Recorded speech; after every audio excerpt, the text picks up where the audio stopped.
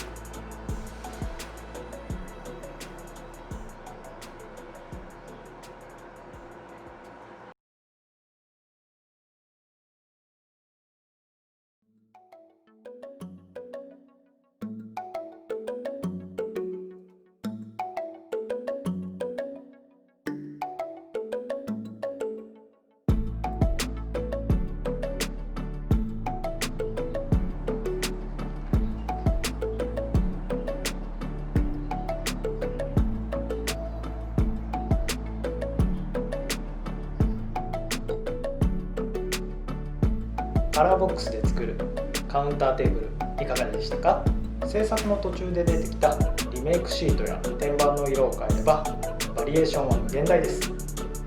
ぜひ自分のお部屋に合った素敵なテーブルを作ってみてください。それでは本日もご視聴いただきましてありがとうございました。また次の動画でお会いできるのを楽しみにしております。 DIY を楽しもう。彫金師のしぎでした。バイバイ。